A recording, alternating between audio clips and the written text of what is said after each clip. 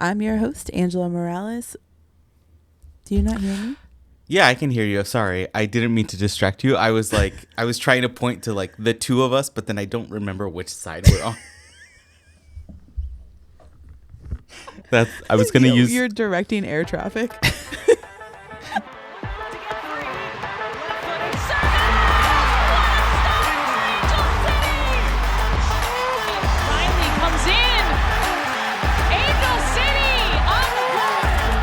Presented by Cedar Sinai. Shifty work into the box. And across, it's in! Oh, it's LaRue! It's a dream return! Hey everyone, welcome to Casual FC, an Immigrant City FC preview and footy therapy pod featuring two podcast certified footy therapists. I'm your host, Angela Morales, with my co-host, Mario Salazar. Hey everyone. We're here. We're here. This last match was a thing. It happened. As did a bunch of other things. So I mean, we'll dabble and talk about those things. But this episode is our last episode before the big break. Summer break. Like the NWSL goes on summer vacation, kind of like schools do. Mario texted me yesterday and was like, "Happy summer break," and I was like, "Bro, I'm at work." I'm jealous of you because you have children who remind you that we used to be able to rest. Don't be jealous of me. That means I have the reminder in my house that I used to be able to rest. I just have capitalism. All right. This is our match preview for Friday, June 20th versus Kansas City Current.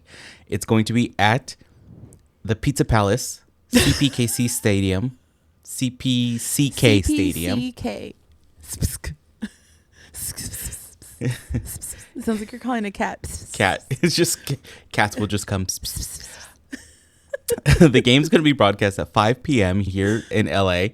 It's going to be on Prime Video, and it's also going to be on the radio with iHeartRadio. Listen to Isaac and Tracy if you can't watch it, and if you can't be in Kansas City for it. There will be 2 official watch parties by Angel City. Both of them starting at 4 p.m. Match starts at 5. They're going to be at Distrito 14 and High Tops Los Files. Check out the website. Check out their socials for the addresses. I didn't write them down, and it's not like you're going to jot down the address as I'm reading it. So we'll share the... You know, this season of the podcast, like this season of the team and this season of the podcast is efficiency. Like that's the theme of like what's actually working and what's not. And we're like, why do we need to give you an address when you can just go on the internet? Yeah, and knowing me, I'm probably going to mix up the numbers anyways and give you the wrong address. So so there you go. So yeah, 2 watch parties, both Angel City. They said prizes, giveaways, fun stuff. Check them out, and I'm sure possibly some of the SGs might have some. We'll see. I mean, everything, as we said last episode and the last, your safety is your first priority. Yes. You put your oxygen mask on first. Keep your asses safe. That's it. Like the team understands. We understand. Everybody understands. You know what? And join the Discord for the virtual watch party. Honestly, it's more of a watch along. We'll have a voice channel going on if there's enough people. It's just active and crazy during away games. If you need the community and you can't effectively leave to go to the community, we've got you. Yeah, so that's all good. All right, so let's get into our normal episode stuff. Let's talk about the Chaos Award, which so there's a lot that happened in this weekend. I'm just gonna say that LAPD gets the Chaos Award for ruining everything, per usual. Yeah. If you are still out protesting, if you are still out there putting yourself on the line, please be safe as much as you can. We love you. We wish the best for you. We want everyone in this city to go home at night or in the morning whenever you get home normally. Like that's where you should be, nowhere else. So keep your eyes alert, keep your ears alert, and just, if anybody needs anything, community, friends, access to resources, DM us, hit us up. If we don't know, we'll find it. We'll help you find it. We'll get you to people who can find it. That's what all this is about. The only way we stay strong through everything, honestly, is to rest and recover and show up for each other. So we're going to talk about soccer before I start crying again, because it's late and I'm tired.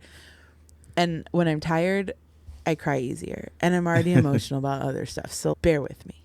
I will say that along the lines of what happened and what's been happening, shout out to all the supporters Hell yeah, banded together and, you know, protested in stadium. Like we said, sport is political. Mm-hmm. Soccer is political. We use our voices and we use our platform in whichever platform that we have, right? And for a lot of us, the stadium is the platform, and for the SGs, the Fortaleza is the platform. And so they brought out, you know, the abolish ICE, a bunch of different banners. They couldn't have references to ICE or Kings, which is hot trash, because they could last week. What changed? Which, you know, we have this upsetting dichotomy, and it's happened before, where rules are kind of being done at the whim of whoever's like there, and it's a little it's very frustrating and kind of antithetical to a lot of what the club is supposed to stand for, right? Or the what we're supposed to be there for, whether it was the club, whether it was the stadium, BMO staff, because they are separate entities. You know, there are different, like, people like Angel City doesn't hire the security guards that are there. Right. Like, they're part of the stadium. So they might be getting direction from someone else. Who knows? But, you know, the supporters had this protest. It was beautiful. It was poignant. Like, people saw, it was very clear. Some people might not have understood why they weren't chanting, but they kind of got it towards the end. And I mean, the banners were there. But then we also started hearing from our friends and things like that were there, that banners were being taken away. Banners a Juneteenth banner was made to be taken down. Juneteenth on the Juneteenth match. On the Juneteenth night. Like, how big of a pile of horse shit is that? It's like the Juneteenth game. There's special merch. There's stuff all over the stadium. There's like a photo booth. There's different organizations. There's all kinds of shit you can do, and they can't have a sign. What is that? Like, what? They sang the Black national anthem, like the lift every voice. Like lift every voice. Like it's this game. I don't understand, and this is what is super frustrating for a lot of the fans and a lot of the supporters, that they work their ass off. They work their ass off for chanting, for making the atmosphere, for providing like a great time for everybody else within that stadium. And then you start pulling stupid shit like this, right? Like, just that's the one that blows my mind the most, where it's like, look, this is the Juneteenth match, and you're taking down the Juneteenth banner. It doesn't, like, make it make sense. Make any of this shit make sense. There was another post that I saw where someone brought in what looked like a Burger King crown that said no kings, but those were confiscated because nope, like it. I want to know who was the decision maker in that. Was it BMO Security? Was it the team? I don't know who it was, but think about who your fans are. Like, it's so stupid. And then, like, if you start cherry picking what you're gonna do. Because now, since you're taking down Juneteenth banners, are you no longer having a Juneteenth night? Are you no longer doing all the different heritage nights? Are you pulling some bullshit? Are you the Dodgers? And I say that as someone who used to be a gigantic Dodger fan, who's seriously reconsidering my allegiance to a team who doesn't give a single fuck about its community. Yeah, their silence has been loud. Their silence has been loud because it's egregiously violent. Yeah. I even saw a post about someone who was just like, okay, this got confiscated, but the guy in the MAGA hat is fine. Yep. Like, don't cherry pick your shit. Like, be consistent. And it's look, all or nothing, because your point was already made. Yeah. And look, I'm gonna be talking to both the Angel City front office and the BMO staff here. Talk to each other. Yeah. Be clear about what you're Figure fucking out your doing. messaging. Figure it out. I know that there is communication between the SGs and people from the front office directly on game day to be like, hey, what's going on? Mm-hmm. When you go silent, it doesn't help. I don't know if you did. No. But I'm just saying. They didn't. The team was trying to figure out what the hell was going on. Yeah. But I'm saying, like, Yeah. this is not the first occurrence of this happening. So you can't claim ignorance on, like, Nope. we didn't know they were going to do this. No, this has happened multiple times now. So, you know, maybe have a little pregame meeting with the BMO staff. Like, I don't know. It's just frustrating, especially with everything that's going on, that this has to happen too. So our Chaos Award was about the shit that's going on, not the NWSL. There might have been there was a lot fun NWSL Chaos Award. Nabil You know what? needed to get his shit together because there was some calls that happened that just don't even. Yeah, there might have been other Whatever. Chaos Award worthy things throughout the weekend that did not have to do with things that were happening at our match. And if they were, send us a DM, comment, and let us know exactly what they were, because we We were a needed little to- preoccupied here in LA. and we also needed to get this off our chest. But Yeah. okay, beyond that, let's just get into it. Quick roundabout of all the NWSL scores for the weekend. San Diego beat Houston 3-2. Gotham beat Utah 3-0. Orlando beat Bay 1-0. Seattle and Chicago tied. KC beat Louisville 4-2.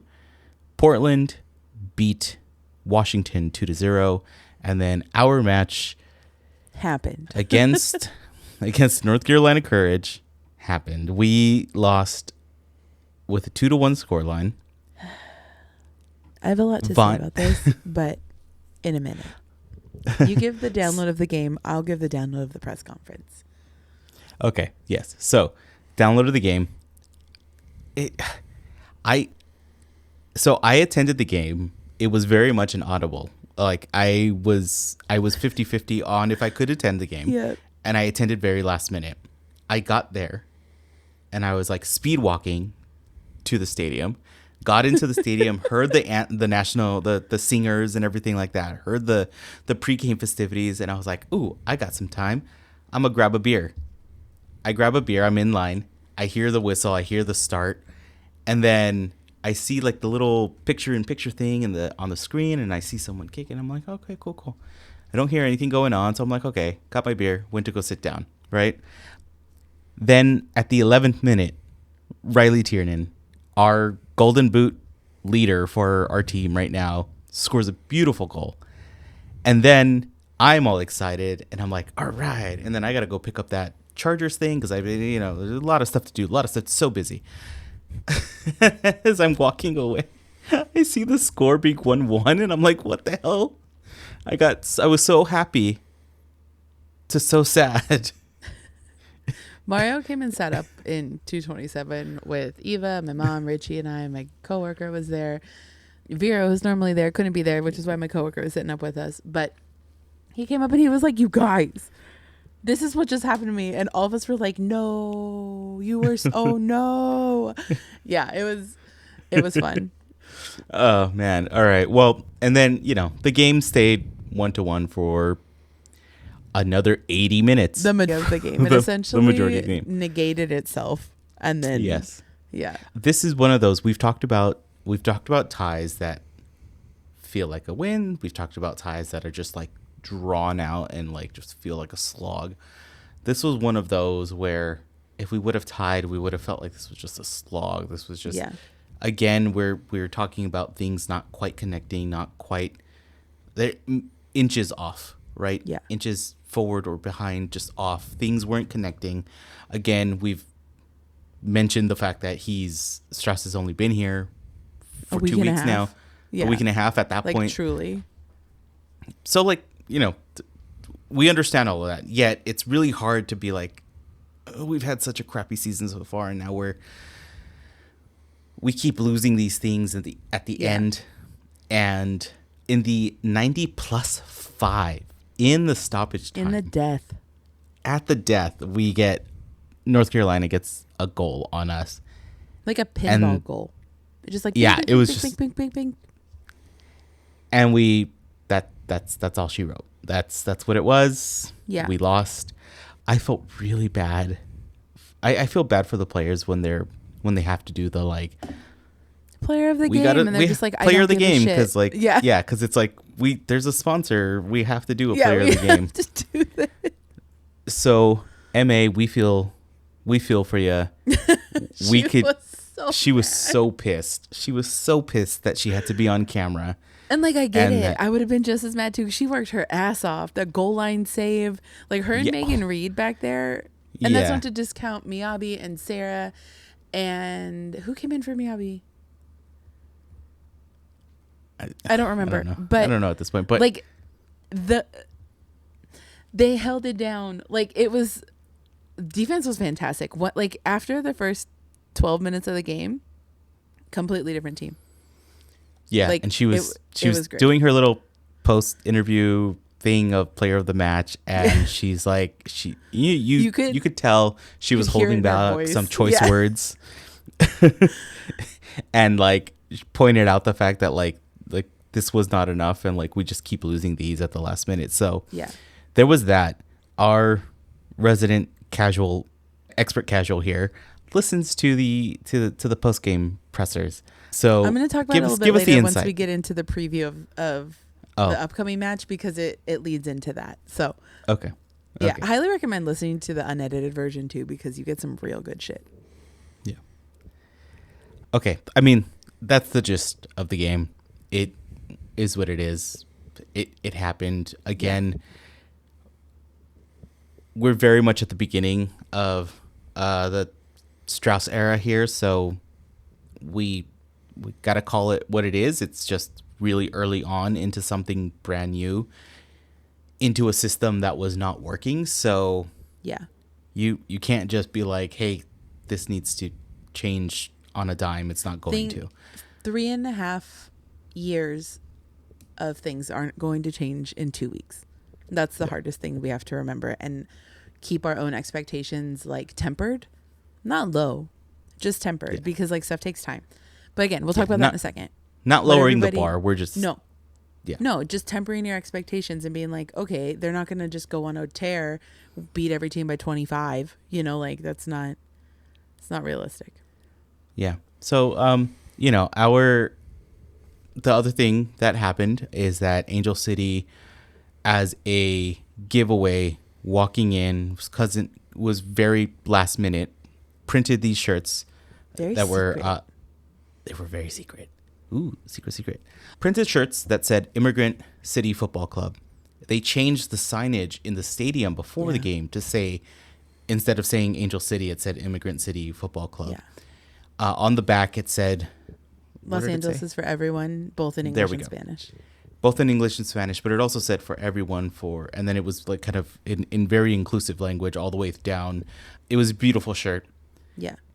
Everybody loved it. Everybody felt empowered by it. Everybody was wearing everybody just put them on right away. Like immediately people were just changing their shirts. Like as they're walking to their seats, like people didn't even wait.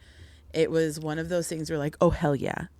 I put mine right on top of the shirt I was wearing. I was so hot by the end of it, but it was fine. But so my post for our footy therapy after the game was really a picture of the shirt and just saying this is what's important. The recognition that our team has been able to give the community. You know, I think there's been a lot of conversation recently about having teams make a statement. Yeah. Having teams not make a statement. So far in the LA landscape of sports, there's only been 2 teams that have gone out and publicly made statements about stuff. Now, this is one of these occasions. And really, truly, it's only the NWSL-PA and the WNBA-PA who have really actually like said anything with their chest. Supporter groups have, but not teams. At least as far as I know, did LAFC say something? Oh, LAFC did say something. Yeah, they did. Yeah, that's right. But it's like LAFC, ACFC, and the women's PAs. Yeah. Yeah. And hard pressed on changing the minds of the Men Ain't Shit coalition. The fact is that, like, okay, I understand the idea of like empty platitudes, like empty, like, oh, you're saying this just to kind of like check off your box of like, oh, we did this thing. There's a difference though. There's a difference when Angel City and LAFC have talked about it from the team standpoint. Mm-hmm. Of course, the supporters groups have been very vocal about it, but them acknowledging it and them giving voice to it and them giving, you know, we talk like social media is, you know, a lot of times you're in a vacuum, you're yelling to the void, and it's all about the social web, right? Those teams have way bigger reach, and so for a situation and a event that we're going through right now, them being part of that voice is very important, and it's very strong, and it's very telling when all the other teams, which LA, the immigrant community of LA support, are completely deaf to it. It speaks words, right? And so it's very, it's very depressing. And so with that, I didn't want to try to make any type of like punny joke about like, well, fuck, we lost, right? Because I had it planned already. I wasn't, and this is 100% honest, I wasn't going to do any type of punny thing, win or loss. Yeah. Once I found out that the immigrant for it, you know, like, yeah, once I found out that the Immigrant City thing was happening and it was this team-led thing, that's what became important. Yeah. Right? And us sitting there at the game up in 227, we can see downtown through the keyhole. And then middle of the game, you start hearing the helicopters because of curfew that's happening. Is they called unlawful assembly? Well, that too. I mean, the curfew thing was going to happen at all. Like that was there already, and so the helicopters were going to show up. Helicopters showed up because of the unlawful assembly thing. That's a whole other, you know, ACAB thing. But also, really quick to fully derail this, did you see the whole thing about like friendly fire between LAPD and LA sheriffs? Yeah, yeah, they were shooting at each other. Good job, guys. Oh God. Anyway, you guys are. I'm sorry. I'm just sitting here talking as a girl who was an RA in college who got more de-escalation training than a cop. So, yeah. Here we go. Okay, so posted the Immigrant City shirt with this, and we got a few responses. Ethan coming in with our haiku, our backs spread lateral, elongated offense help, Immigrant City. And then we did get a couple of other messages. Vero, there are more important things than football. We are Immigrant FC. And then Yessie came in with like emotional, welled up, teary face, and then full on crying. And what I think is a tissue box, I'm not sure. I've tried zooming into the emoji. I can't really tell. I think it's a tissue box. But either way, we're saying it's a tissue box because we're hanging out a little bit before the game started, and we met up right as Becky G started talking, and I'm both sad that I didn't get to see Eva's reaction because Eva loves Becky G, but I got to see Yessie's reaction, who also loves Becky G, and as a girl from Inglewood, where Becky G is also from, like it was so great. Like it was so dope. And Yessie and I gave each other like 7 different hugs of just, and she said something to me that was so poignant. She was like, I'm so happy I'm here, but I'm still not happy. Like I'm not okay, but I'm happy to be in this community because I know I'm okay right now. It was very depressing seeing the stadium as empty as it was. Yeah. And a lot of that is directly attributed to the community that's being affected, right? Like it's it's the even La Fortaleza was Oh, it was empty. Was it was absolutely empty. Was freaking way empty. way thinner than it usually is.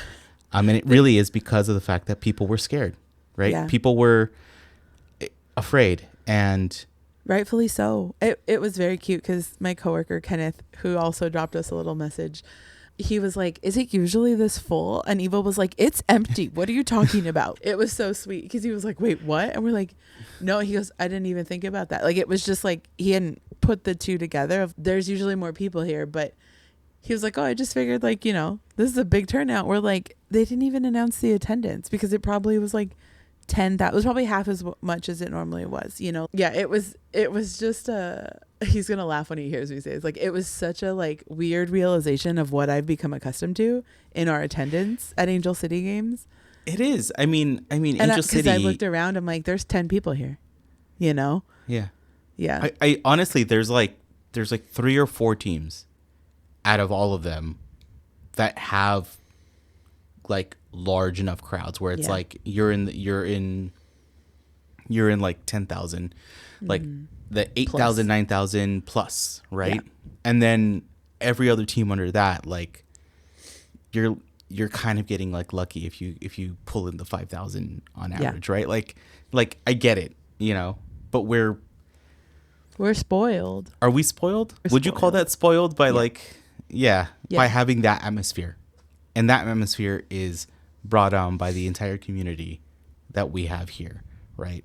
So everything that affects the community from like immigrant rights to the, to trans rights to LGBT, like to gay activism, to all of this is this community, right? And like you saying like keep it out of here or don't bring it in. Again, wrong podcast. And I'll get mad and then I'll angry team. cry and then I'll be more mad and then don't do it. You made me leak out of my eyes. Nobody makes me bleed my own blood. Sorry, that's a dodgeball reference. Okay, so we're just outside the playoff picture. Everything's a little shaky. Everything's a little weird. We get one more game before we get this roughly a month-long break to recoup, to reset, to really adjust. Yeah. To a new I will mindset. say though. Yeah, and I will say that the other good thing about it is like this one next game is the halfway point. Yeah. After this game, we're done. We're halfway. We've got a whole 13 other games to finish. Yeah. We can get back. We can Absolutely. So we're matching up against Kansas City Current. They're having an FU season, like in the best way, because last season it was our like this time of the year last year I was like, yeah, Orlando's got this shit, whatever, Orlando's gonna win. I called it from now. I don't even know what's going on with half the league right now because there's been so much happening here in Los Angeles that I haven't been able to watch as much soccer, watch as much basketball, as I normally would be. But Kansas City is on a tear, and they're on a, you thought. It's very, the way they're winning is very assertive. Like, it's very not in your face of like, oh, we're scoring 15 goals. Last season, they were notorious for going up by like 4-0, and then a team would get 3-4 goals back. Like they didn't have the defense there to finish out the game. They had a lot more draws than you would have thought. Oh, okay. Like they gave up a lot of goals. Like they scored a lot, but they gave up a lot. Kind of like us right now. Yeah. Yeah. But they're coming out this season like you get one and that's it. Like it's like, nope, you get one or you get nothing. And it's very assertive, very commanding. And I'm slightly jealous, but we'll get there. As we've said previously, Vlatko is their head coach. If you're new to the league, new to things, you may recognize him from the national team and you might be like, why are they so good then? Because Vlatko as a club coach is terrifying. He had won in the previous iteration in Kansas City. He, like Becky Sauerbrunn was a champion with him. Like That's why so many of us were so confused when he was coaching the national team. Very confusing situation. But Kansas City is a hell of a team. We'll talk about the players in a minute. But the presser. And this is something that I stayed up late listening to. Partially because I couldn't sleep. Partially because I was like enraptured by what Coach Strauss was saying. Because they usually have the players come on first. And in this case, it was Sarah Gorden and Madison Hammond. And Madison answered a lot of the questions. And it was really interesting because they talked about like the mentality and how there are things that they're locked in on and there are other things that they're not locked in on. And the things that they're not locked in on are the things that people who don't play soccer won't necessarily pick up on. But it's the stuff they know. And that's why everything is a little bit off, a little bit weird, is they're still trying to figure some stuff out. And it was really nice to hear as fans because you know they're locked in. Like, they're professional athletes. Like, duh. And they even said it. They're like, yeah, we're professional athletes. You can compartmentalize. That's your job. Yes, there's shit going on literally 5 minutes from the stadium. But we're here right now. We have to be at work and we have to focus. And we have to show up for each other. And that's what they did. It was really cool because as that conversation went on, both Sarah and Madison were like, yeah, like we're still figuring stuff out. We just got a new coach. Like they both were like, yeah, the team's been through, I don't know if you remember, the team's been through a lot this year. Like interim coach, everything was Savvy. Like, I don't even want to say it out loud. Like just what happened with Savvy. A new coach coming in. The city on, I don't want to say the city on fire because everybody's having a freaking hissy fit. LA riots. No, you do not know what a riot is in Los Angeles unless you were here in 92 or for the Watts riots.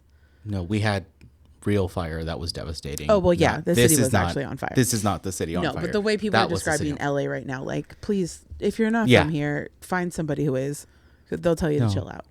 I was having a conversation with someone from San Diego and I was just like, it's infuriating what's going on, but it's also infuriating like what is being broadcast. And I'm like, let me ask you, what are you saying? The same about Waymo this? car, like over and over and over. They're lighting cars on fire. It's the same one. Yeah.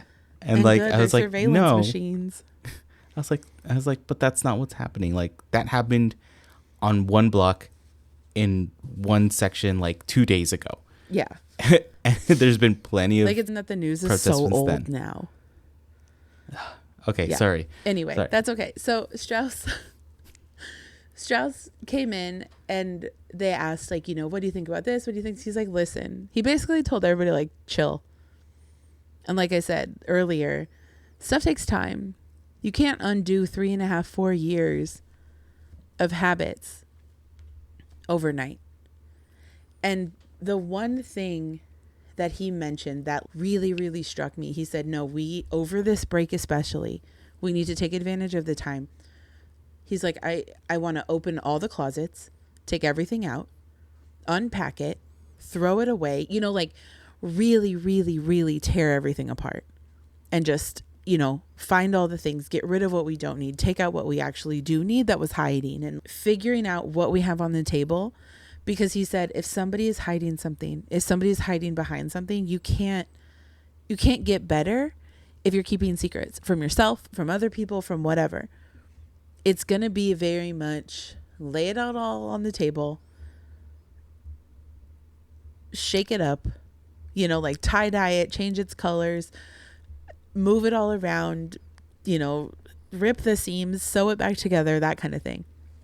And I'm very excited because he talked about the fact that, well, like North Carolina, he goes, they are one of the best teams in the league historically. And we did, you know, we matched them until that last little bit. That's because there are bad habits. If we fix those bad habits, that doesn't happen. So we need to take those away and build on what we have because there's so much good. And he's really coming across as a player first coach in the sense of, no, I want to make sure everybody's showing up and giving everything they have because they can. Because just since like in the first game, it's like the half game that he was a part of because he was only really there for one training. against Chicago, you saw a team getting shaken up. And then last week you saw a very different team. There were still mistakes. There were still weird situations. There were still things that are a little off, but you saw so much more cohesion at the same time. We wouldn't have gotten a goal line save like that without that kind of hard work from the team. So that's what I want to say. They're not locked in. Like, they're not just bullshitting their way through training. They're like, yeah, this is the most intense training that we've had. You know, different players on the team have said that publicly, of just, this is different. And we're like, they're not just adjusting to a new coach and coaching style. It's a training style. It's film days. It's, you know, the discussions are different. Every single part of this is different from the ground up. And I think that's a thing that's a lot of people have to understand, is that it's not just the play on the pitch during the game. It's training. It's off days. It's rehab. It's everything. It's every little minute detail is getting shifted. And now I'm all congested because I started to cry and my allergy meds are wearing off. Oh no. But really, we just need to hang in there. It's been a week and a half, truly. Like, it feels like forever, but we essentially get lucky because we get this break after this game. I have no idea what's going to happen this weekend. Like, normally I have a vibe of like, we'll win, we'll lose, whatever. Generally, no idea. Because this could be the game where we just say, screw it. Like, balls to the wall. Not even let's get weird. Like, let's get shit right. And who knows? Maybe we upset Kansas City. I won't be upset. I don't think anybody would be upset, frankly. I mean, Kansas City would be upset. I don't care. Like, cool. Yeah, playing them at home. I mean, playing anybody at home at their home is always going to be a really tough location. Yeah, and they have a crowd Kansas that shows City, up. And yeah, they do. And then Kansas City being the team that they are right now. Yeah. I think, for my part, knowing the steps they need and the building blocks that they need to develop and establish, and kind of really give them grace to get the time to do it and do it right.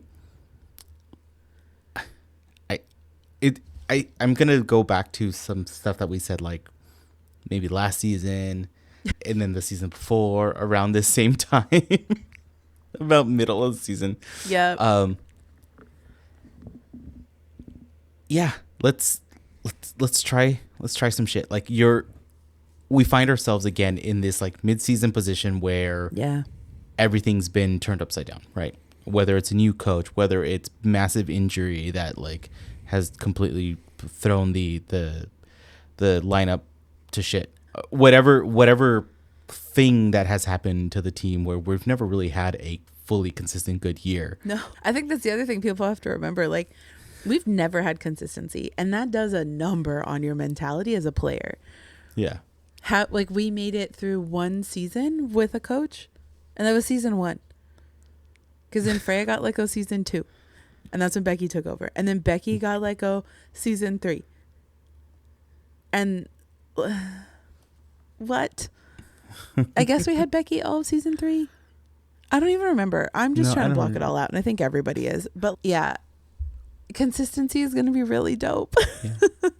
Yeah, I think this is going to be one of those where if we see the glimpses of parts that are working, that should instill a bit of confidence for us and for the team going into that break, going into like, hey, we found some things that were gelling, some things that were working. Let's build upon those. Right. So yeah, hopefully we do. And, if we get a win, cherry on top. Totally. So players, there's a lot to talk about. Kansas City has a ton of great players. Take the 3 heavy hitters. I know Mario just looked at my notes and went, ugh. Okay. So we're kind of gonna go in like the order that feels right to me right now. I was gonna come up with some fancy name, but no. So I'm gonna start with Vanessa DiBernardo, because over this last weekend she tied the all-time assist record for the league with her 31st assist. She's been in the league since 2014, so like she's been around, and the league is built on players like her, those stalwarts, those women who have been through hell and back, the Kristen Presses, the Sydney LaRue's, like the names you know from the national team, but also the names you don't know. There's so many players in this league that have been through it. to put it lightly, they've been through it. But no, she's absolutely fantastic. So with that 31st assist, she's now tied with Lynn Biondolo, formerly Lynn Williams, Jess McDonald, and Sofia Huerta with the most assists. Jess McDonald is the only one of those who is not currently active. So you're saying she could potentially break the record? No, she's not going to break it this weekend. She could break the record this season, though. She will break the record this season, realistically. But I'm just going to say nah. Nah. I'm not giving the universe the option. But she's genuinely one of the most consistently great midfielders in the league every single season. I think she was hurt last season or season before. Yeah, she's just great. We gotta lock it down. That's it. Vanessa DiBernardo is a fantastic player, though, and if you're in the Discord, you'll probably hear us screaming about it if we're on a live video or not video, voice channel. If not, I'll just be smashing my keyboard.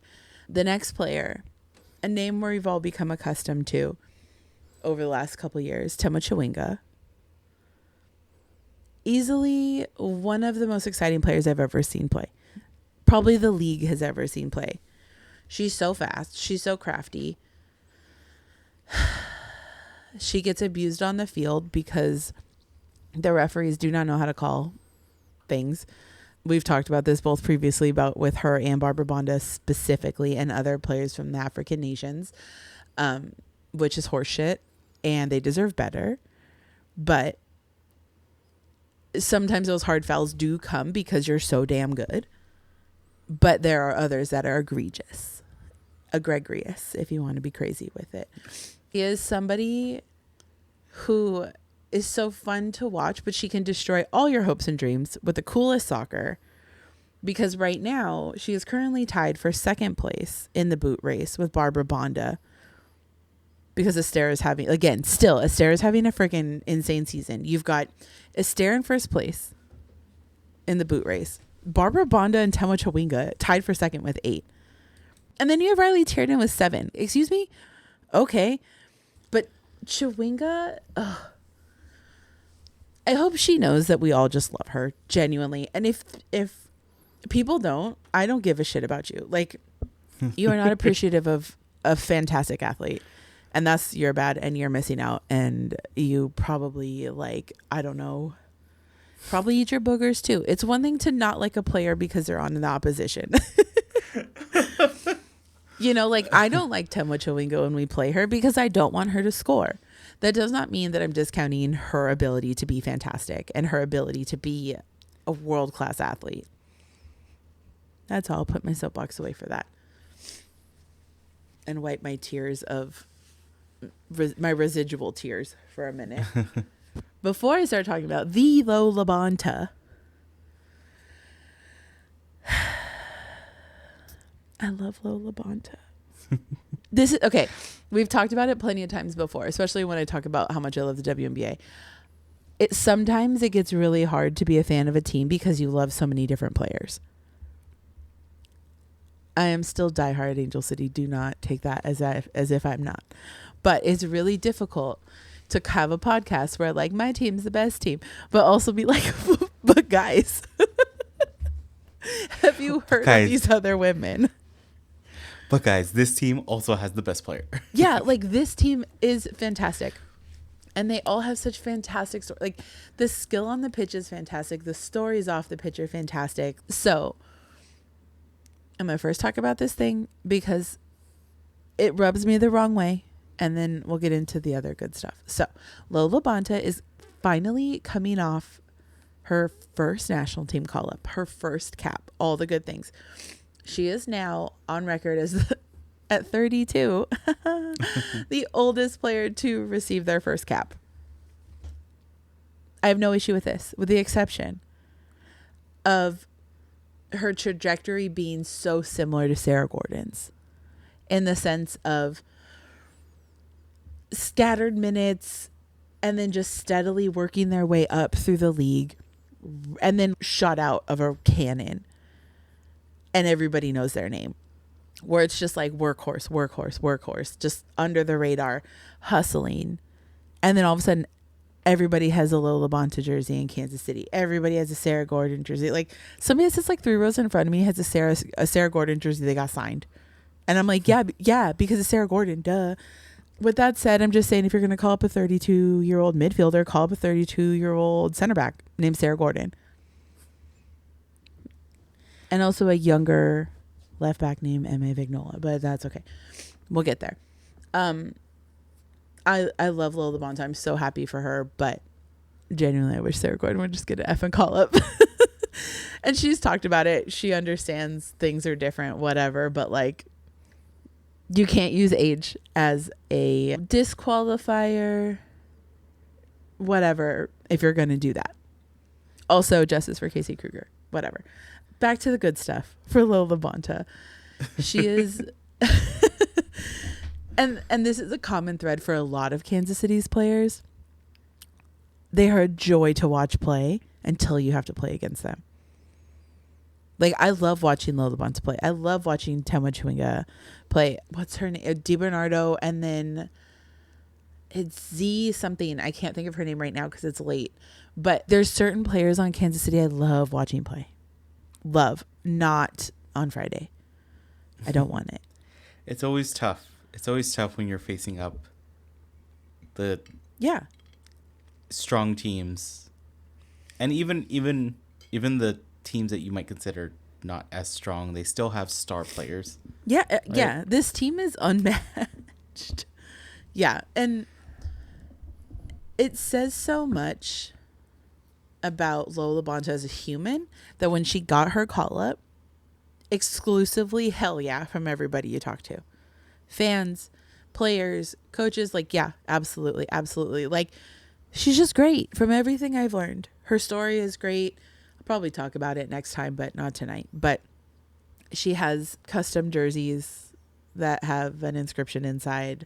More for that later. Or you can just Google it. She's talked about it a bunch. Her family, like, she's just wonderful, and I'm happy for her. But please don't score against she. For those who don't know, she's the one who twerked against us and became a sensation. It became like an NWSL meme. Because yeah, football players reenacted it. It's fine, Lo. It's fine. It'll never be fine, but whatever. Yeah. So, on to Angel City.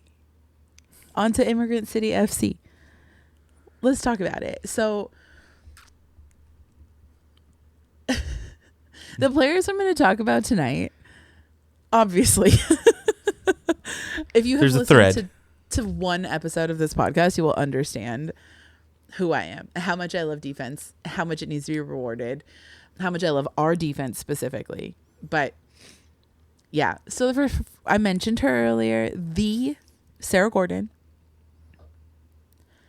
She will most likely be tasked with trying to like manage and tamper down Tema Chewinga. That's what happened last season. Yeah. I think she did a great job. She locked it up last season. So I wouldn't I have no say doubts. I'm not saying I doubt it. It is just going to be one of those matchups that's like, if you love a sport and it's like a pitching duel, or, you know, like a team is going shot for shot. It's that kind of thing where it's just, you have someone who's prolific offensively and someone who's prolific defensively, and you get to see them do their best against each other. There are a few things better than that. It's the best of the best, essentially. Also, I'm so sorry. I'm not actually crying. Now my eyes are watering. I am a mess. Yeah, it's also late. This is definitely my allergies too. Yay! But we get to see Sarah's soccer IQ come out even higher than we normally do when she's matched up against Chewinga, because she's using both her speed, which she has a lot of. We've talked about it before. She ran the 400 hurdles in college along with playing soccer, along with having Caden. Like, What? She's insane. To be a hurdler, a 400 hurdler at that. If you're a track kid, you know. To be a 400 hurdler and also play soccer as a center back where you're playing the whole damn game, every game. Like, you don't get days off. You build up a different type of IQ by seeing every part of it. And her soccer IQ is insane, and it's so cool to watch her match up against Temwa Chawinga because her soccer IQ is insane. And it's basically what I said earlier. It's the best of the best against the best of the best. And it's dope. Can't wait.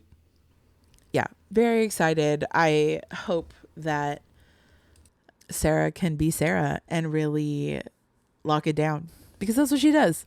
She does that against everybody. Like, Sarah Gorden is a very intimidating player because she carries herself in a very confident way, very sure-footed way of just like, yeah, I am who I am. Deal with it. She's very sure-footed, and she's very like steady in the way I talked about Megan Reed coming in after everything was savvy and just like breathing for everyone. Same thing. Sarah just steadies the ship. She can right the ship. She can steady the ship. And no matter how good of a team you are, when you know you're matching up against a team, or how good of an athlete you are, when you know you're matching up against a team that's that good, it's intimidating. You can get in your head so easily. So having a player like Sarah to be like, it's all right, guys, I got this. Like, we got this. We all know what we're doing, is very important. M.A. Vignola and Megan Reed both had killer games last weekend. Full line clearances, fantastic defensive plays, and their steadiness and determination and like the grit and the guts that they both bring out of each other are going to be what really gives us a chance of winning. And I think after the last couple games, Miyabi and Giselle, and I don't know if Giselle will be back this game, are kind of interchangeable in that fourth spot. And it's kind of cool because they're both really good and they both play very similarly but also very differently. So our back line is really settling into the new normal. And I think that was really apparent. That was one of those changes between last week and the week prior that was very obvious, is the steadiness of our back line of like, okay, we're settled. We're okay. We're good. So yeah. And then last but not least, I haven't talked too much about Alana Kennedy, I think. I don't remember. But, I mean, we dropped a shirt. Besides the preview and besides dropping a brand new shirt that you can check out at shop.casualfc.com. So, Alana Kennedy is known for being a center back and a defensive midfielder. Poor Eva came to the conclusion this weekend that Alana Kennedy and I are like the same height, because in her head she was like 6 something, like 6'3", and I was like, I'm pretty sure we're like the same height, and she was like, no, I don't think so. So then I looked it up and I was like, we are like exactly the same height, and she was like, oh, like she was disappointed. And I'm like, okay, she's still almost a foot taller than you, but sure. But her veteran experience, her international experience is aiding the team right now. And also that steadiness of riding the ship and making sure that things are okay in the midfield. Her essentially indestructible head. Like, an Alana Kennedy black eye is like notorious. Like, everybody knows it, either when she was playing in the UK, when she, is playing for the Australian national team with us, doesn't matter. Like, girl just gets black eyes. Her head is everywhere. But, and this is what we called out on the t-shirt, her long balls are just getting better and better. And it's really nice to have big boots in the back. You've got Sarah, you've got Angelina, you've got Alana, like you've got Megan, who can just move the ball. Yeah. There's a difference. When we say long ball, there's always a difference between like just kicking it and, basically a Hail Mary, like you're just kicking it and hoping someone gets it. Or when you can kick it with a certain amount of precision where you're like either going to hit your target or you're kicking it ahead, You're knowing setting that up your your target's target. going Yeah. to be right there. You know, it's not just like, oh, I'm glad, you We know, did it. MA caught that one. Yeah, like, you know, no. These are Yeah. very like precise passes, long passes. So Yeah. I've seen it. I've been looking at it. I've been noticing it more. Her precision, it's, and like that's also things to be said for the rest of the team, and that the accuracy of the team is getting better, which is wonderful. We want that. But her height is crucial in set pieces, and I think as our offensive set pieces get better, we will get, and it will happen this season. I feel it in my bones. We will get an Alana Kennedy header, which, if you don't know, I mean, we've been close. we've been real close. And just a little bonk, like, she's known for her black eyes. She's also known for her header goals. And I have no issue with that. I mean, I don't want her to get black eyes, but I like header goals. They're fun. But yeah, she's such a fantastic presence for us in the midfield. And she's one of those players that she kind of like Lil Labonta, kind of like Vanessa DiBernardo, where you're like, I hate you as an opponent. I don't like this right now. This is terrible for me. The second she's on your team, hell yeah. Yeah. So when we scooped Alana Kennedy, so happy. And we talked about that in the preseason, just the amount of screams happening in our household were a lot. But overall, I think this is going to be a very defensive forward matchup for Angel City. So I think overall, this is going to be a very defensively minded game for us. Like, our defense has to be on point. Our offensive game has to be defensive. Like, everything has to be kind of defensive forward, but at the same time, like, if we have the chance to score, put it in the back of the net, just rack them up, because Kansas City can rack them up. Overall, I literally double checked Mario's notes before, like, earlier today, because I did not believe. I was double checking it as you were talking too, just because I was like, I gotta double check. The history between the teams, I don't understand. I don't know when this happened. So against Kansas City, we've got 3 wins, a draw, and 2 losses. I remember the 2 losses. The twerk being one of them.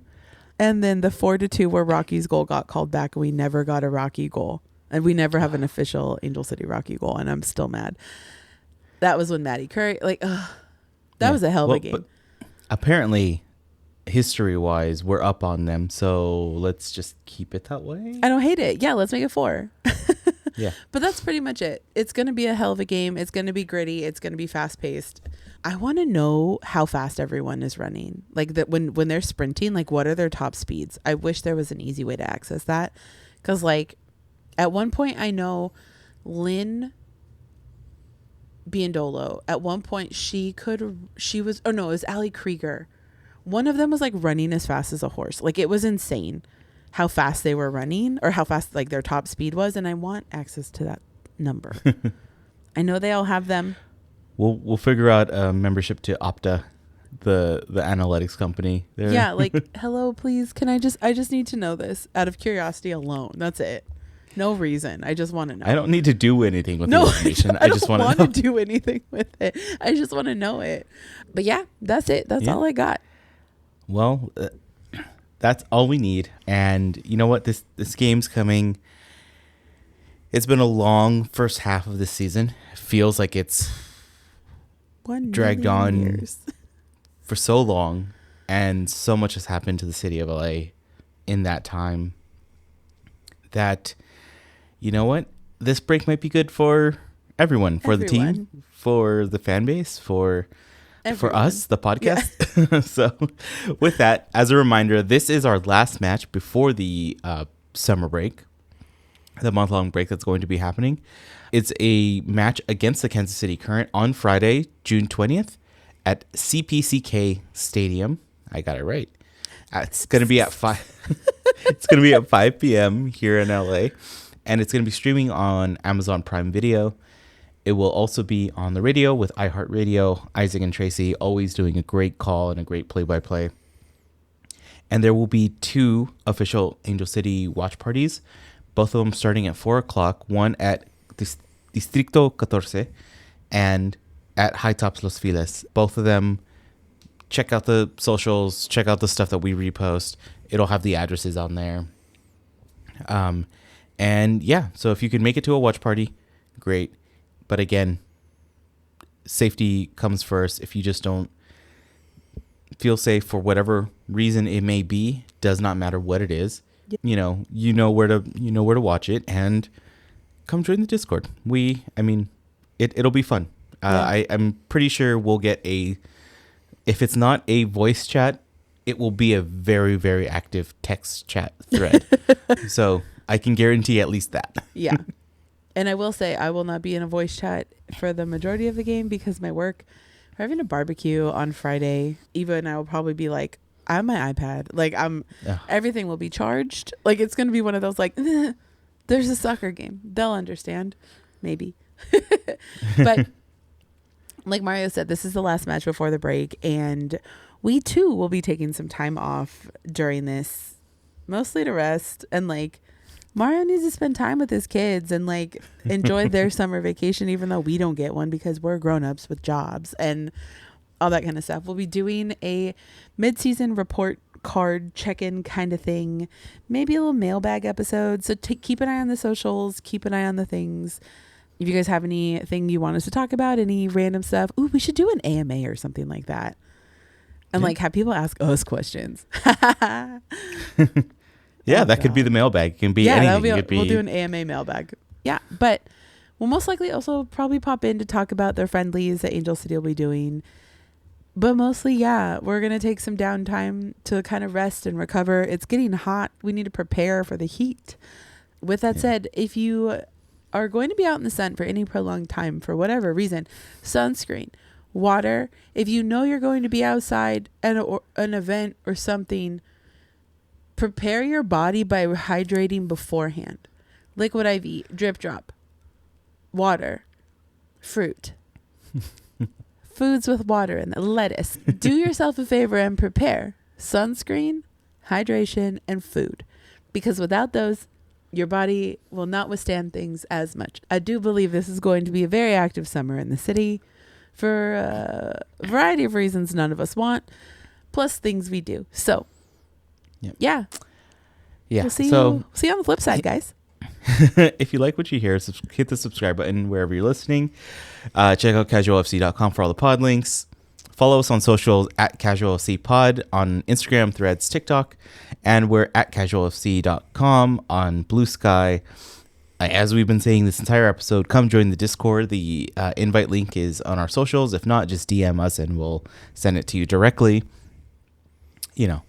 So I sometimes can't be bothered to look for a link either. Links are hard, guys. Yeah. Especially when there's multiple links, you have to click and click. And which I one get is it. Which? Just DM us. Best ways to support the pod: share, comment on any one of our posts.